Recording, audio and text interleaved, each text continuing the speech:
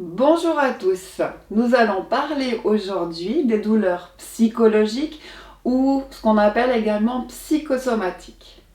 Mon médecin m'a dit que mes douleurs sont d'ordre psychologique et pourtant je souffre. J'ai l'impression qu'il ne me croit pas, je suis démoralisée, je ne sais plus quoi faire, etc. C'est le genre de propos que j'entends souvent de la part de patients. Dans cette vidéo, je vous explique pourquoi il peut arriver que votre médecin s'exprime ainsi. Mais avant de commencer, si ce thème vous parle, merci de penser à mettre un pouce bleu et n'hésitez pas à partager cette vidéo aux personnes qui ont vécu ça et à qui ce film pourrait éventuellement leur être utile. Pour pouvoir comprendre pourquoi un médecin peut tenir ce genre de propos, il faut que je commence par vous donner quelques explications quant à la différence entre la médecine et la thérapie.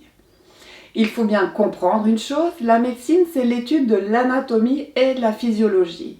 Les traitements sont d'ordre médicamenteux ou chirurgicaux. La thérapie crânio-sacrale, quant à elle, s'appuie également sur l'anatomie, mais pas du tout de la même façon.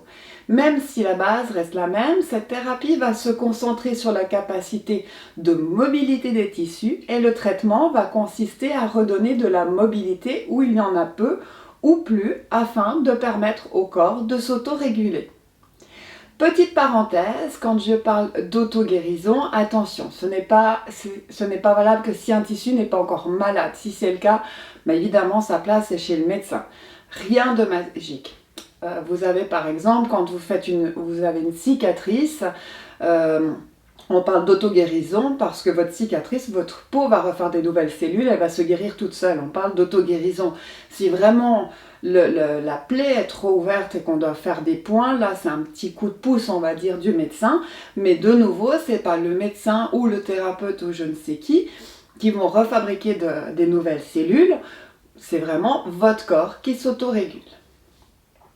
Alors voilà, revenons à nos moutons. Donc très régulièrement, je reçois des patients qui me disent que leur médecin leur a dit que leur douleur venait de la tête. C'est psychologique, souvent ils sont au fond du bac quand ils ont entendu ça. Évidemment, ces personnes elles se sentent mal, elles ne savent pas quoi faire puisqu'ils ressentent des réelles douleurs. La plupart du temps, cela n'a strictement rien à voir avec le psychologique, c'est bien un problème physique, mais pas forcément médical. Donc voilà pourquoi. Avant de tout vous expliquer, petite parenthèse, je me permets de vous rappeler que si vous en avez envie, vous pouvez vous abonner afin de ne pas louper les prochaines vidéos. Allez, on y retourne. Donc, si vous sortez de chez votre médecin, qu'il vous a dit que vous alliez bien, malgré vos douleurs, eh bien, tant mieux. C'est peut-être simplement un problème structurel ou au moins pas une maladie grave. Pour mieux comprendre, je vais vous donner un exemple concret. Vous avez mal à un genou, mais le résultat du diagnostic médical est rien à signaler. Vous décidez donc de consulter un thérapeute en crânio-sacré. Alors lors de cet examen, nous trouvons par exemple un bassin déséquilibré. Il y a donc une forte possibilité pour que la source du problème de vos douleurs du genou vienne du bassin. Vous allez me dire, mais pourquoi ? Tout simplement car nous avons un lien musculaire important entre les os du bassin et les genoux. Si un os iliaque, donc c'est l'os qui est du côté de votre bassin, est toujours en tant qu'exemple, car il y a vraiment diverses possibilités de déséquilibre. On va imaginer donc qu'il s'est bloqué en rotation postérieure, donc il est en avant, rotation postérieure en arrière comme ça. Les muscles, les tendons, partant de la région du bassin jusqu'au genou, vont être en surtension. C'est comme un élastique hyper tendu. Alors là, évidemment, ça peut déclarer une douleur à leur insertion, soit près du genou. Vous pouvez alors souffrir d'une tendinopathie, qui est une inflammation du tendon, qui est en fait l'attache du muscle. Imaginez un élastique que vous tenez et qui passe par un orteil. Vous savez, comme quand on fait ces exercices en gymnastique, on tient cet élastique et puis l'autre côté va sur l'orteil. C'est clair qu'au bout d'un moment, vous allez avoir mal à l'orteil et non pas aux mains. Pourtant, c'est les mains qui tractent cet exercice. Je ne sais pas si je me suis très bien exprimée, vous avez compris. Bravo à ceux qui ont compris. Donc, lors d'un problème de cette catégorie, il suffit simplement de rééquilibrer le bassin, donc libérer l'os iliaque qui est bloqué dans cette position, pour pouvoir en quelques jours voir la douleur du genou disparaître.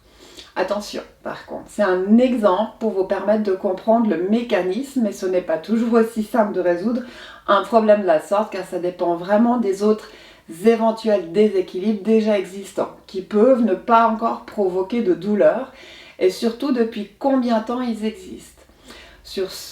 Ça peut donc nécessiter plus d'une séance pour résoudre la gêne. Bref, nous ne sommes pas en cours de thérapie crânio-sacrale, alors on va rester le plus simple possible. Tout cela pour vous dire que cette fameuse douleur n'est pas psychologique mais bien physique. La base du problème vient juste d'un autre endroit que celui sur lequel on se concentre en médecine, et je le répète encore une fois, c'est normal. Il y a un nombre incalculable de liens entre les différentes parties du corps. L'être humain est vraiment quelque chose d'incroyable. Il arrivera toujours à s'adapter le mieux possible en cas de déséquilibre. Puis c'est quand c'est plus possible qu'il commence alors à compenser, et c'est à ce moment-là que les douleurs apparaissent. Et ça commence souvent par des inflammations. Dans ce cas, le médecin va prescrire sans doute des anti-inflammatoires ou tout autre médicament, mais c'est clair qu'il ne pourra pas faire grand-chose en cas de problème mécanique.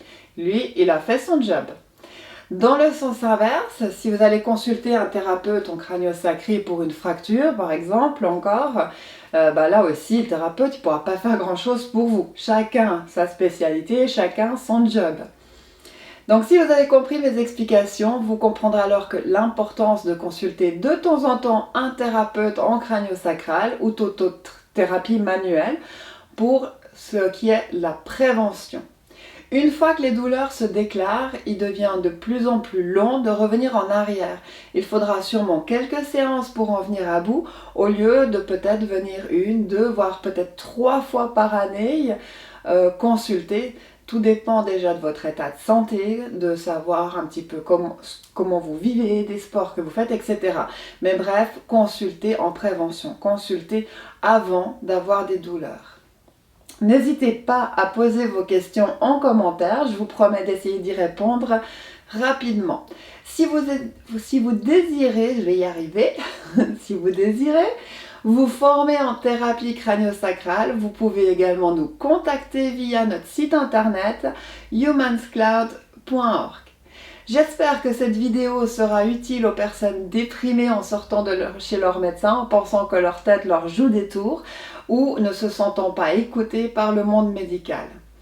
Passez une merveilleuse journée et à bientôt pour un nouveau sujet. Bye bye!